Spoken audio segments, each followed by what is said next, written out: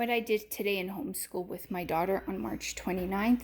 We started with our daily calendar like we do every day. She uses her sentences on her iPad to tell me each one for the month, what date and year is it, day of the week. Then we do season, temperature, and weather, and she uses her sentences for each one to tell me.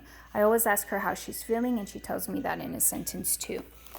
Then for our daily work binder, so like usual, we start with ordering the days of the week and months of the year. She follows along to the YouTube video. Now for the math sheet, we have moved on from number 6 last week to the number 7. So she practices writing number 7. We read the number together. She traces it, and then she likes to fill it in, and she traces the 7 stars and likes to fill it in too. Then whatever we have on hand for that day, I ask her.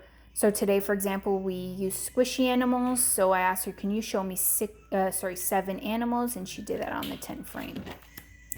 For our language worksheet from the Spectrum series books, we moved on to lesson 2. And you can see for lesson 2, we're working on the letters Y, Z, V, W, and X. Now, since the beginning of homeschool, we've been writing all the letters, so she knows how to write all the letters. Right now, our main focus is writing in the lines properly. So with these letters, Y, Z, V, W, and X, these letters look the same whether they're upper or lowercase. The only difference is how they sit in the lines. So she struggled with this one a little bit more. You can kind of see these two. I had to do hand over hand for the first view because she was making them all look like lowercase, like this.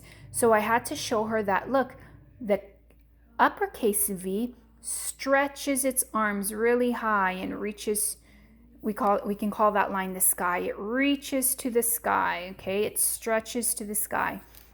So I did hand over hand with her.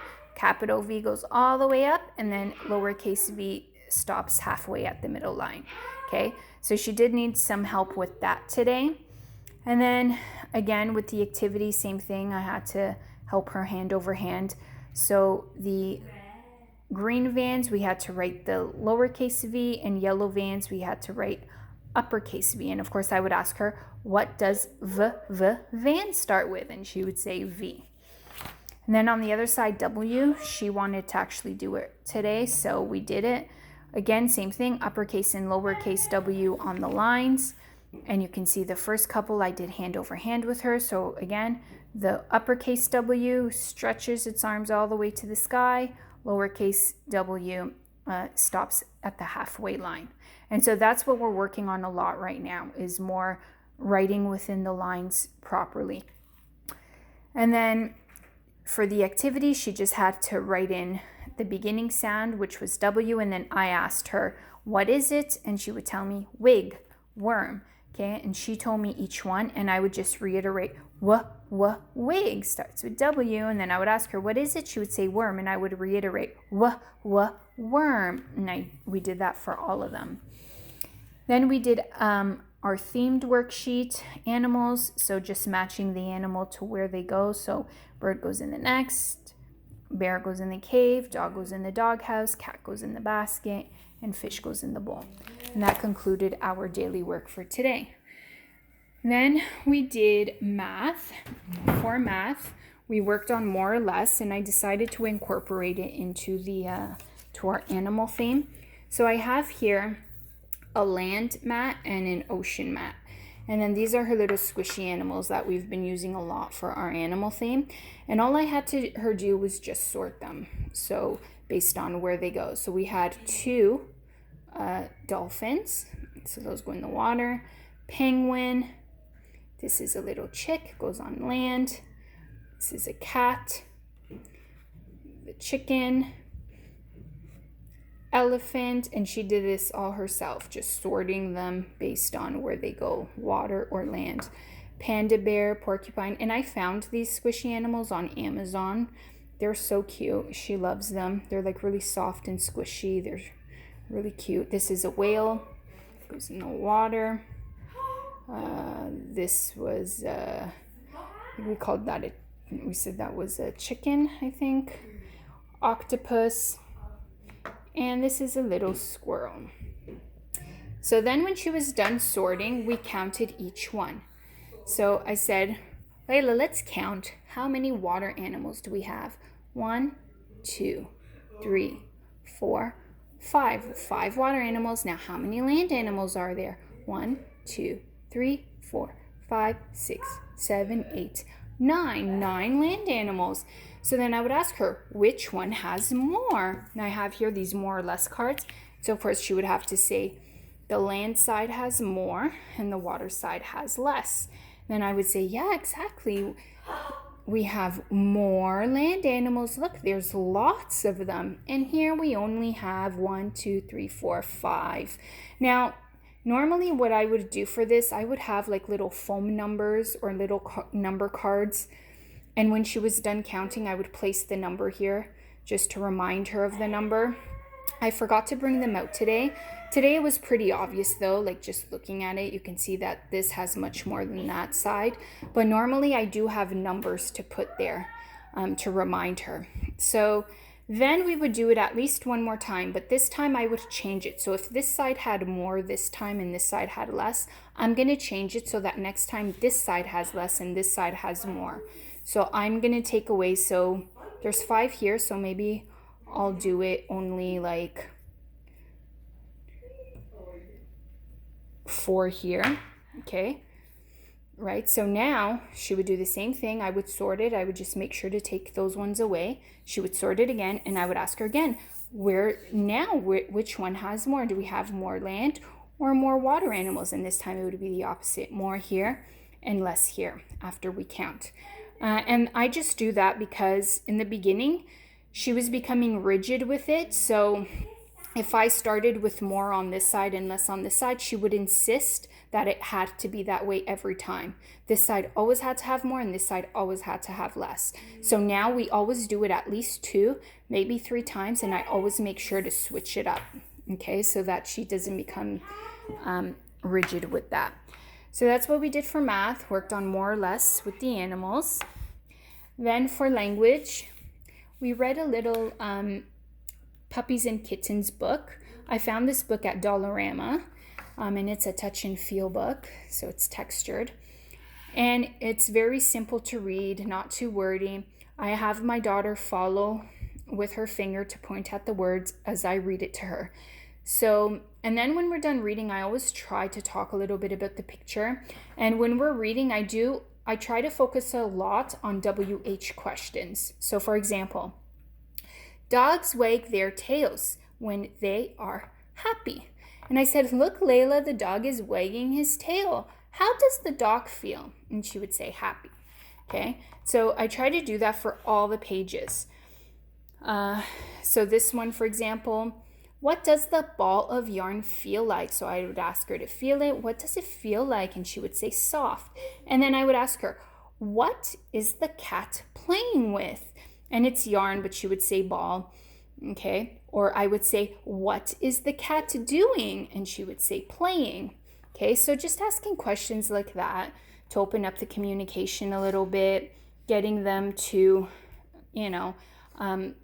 be more observant of what is going on in the pictures. So for this one, I asked her, what is the dog playing with? And she said, a ball. What color is the ball? Blue. This one, what is the dog doing? She said, eating. And then it's a textured picture, so I asked her to feel the bowl, and she told me it feels soft. So just working on a lot of talking about the picture, asking some questions just to get them, to communicate more, make it more interactive as well, so that it's not just, simply reading, because that can get boring, especially for my daughter. Then for our theme activity, we did a memory match game. So these are just all my animal cards that I have, and they're in 2 categories. There's water and there's land animals. So I brought back out the land and ocean backgrounds, and I put them here above the cards, and I laid all the cards out like this upside down. And unfortunately, they are a little bit see-through, and I only noticed that after we started playing, but we played anyways because she loves games like this. So we just flipped the cards over. So I went first, So elephant, so I said, oh, I gotta find another elephant. And of course we could see it.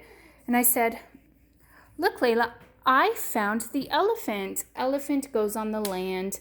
When I have a turn, I'm very purposeful about doing that. Like I always make sure to say those exact same sentences every time because I want her to imitate, which I know she can't, but I want to at least lead by example how we can or should communicate, when we find something. So for example, then she would have a turn, and let's say she would turn over the lobster, which she called a crab. So I would ask her, Leila, what did you find? And she would say crab. And I would say, where does the crab live? And she would say water and place it there. And then I would have a turn again. And again, I am purposeful about the way I communicate it to her. So I would flip over my match and I would say, I found the hippo. Hippo lives on the land. And I did that every single time. And every single time she picked up a pear, she had to tell me what she found and where it lives. Okay. And there was one time where I pretended not to get the match. So like, let's say I flipped that one over and I flipped that one over knowing it doesn't match. But then I would say, oh no, it doesn't match. It's not the same. So I got to flip it back. And then it would be her turn because I miss a turn. So that's what we did for the theme activity. And we just worked through all the cards and we just placed the pair wherever they belong, land or ocean, based on what pair we found. So that was the theme activity today. Then finally for our writing, this is always the end of our session. So the word today was come. She had to trace it, write it on her own. I always have her type it out for me as well on her iPad. Then she fills in the blank and we read the sentence together. Again, I point, she points to the word, and I read. So come, see the, and then I always let her tell me the last word because the picture here always relates to the last word of the sentence. And that's the same for all of them. So see this one, the last word was flowers. The picture is a flower. Well, this one not so much, but usually it is. So I would leave it for her and I would say, come see that, and then she would tell me. I would point to prompt her and she would say rainbow. Okay, and so with all the pictures I would do that, especially these ones. So and then I would point. She couldn't say this one. I think she called it fish, which is fine, but I corrected her. I said narwhal swam by. So I'll point at the picture to prompt her and then point at the word so that she knows to make the connection. So she would say dinosaurs, and then I would say are, and she would say big because she already knows that was the word of the day. And that's how I try to get her to read as much as I can when we do these pages, right? So she already knows what the blank is because we worked on it here. And then see the, and I would point to the picture and she would fill it in, rainbow. Then she had to find the word in the chart. And then as usual, I have the sentence already written out for her to copy, but I always make it relevant to her. So I'll ask her, Leila, do you like when your cousin comes to play with you? And she said yes. So I said, okay, let's write that. Come and play with me. And then she copied it herself, wrote it herself, And then she has to draw pictures. So she drew her cousin, and I asked her, what do you and your cousin like to play with? And she used her iPad to tell me Play-Doh. So she drew here the Play-Doh, and you can see she even tried writing the word Play-Doh, P-L-A, but she couldn't fit it. So that's her and her cousin playing with Play-Doh. And then I always have her circle. I say to her, can you find the word come in mommy's sentence? And I always have her circle the word of the day in my sentence, and she does that. And then when we finish that, she knows that signals the end of homeschool. That's what we end with every day. So we did our sight word, reading and writing, and read a story for language, worked on more or less with animals and for math, and we did the memory match game for our themed activity. And that's it. That's what we did today.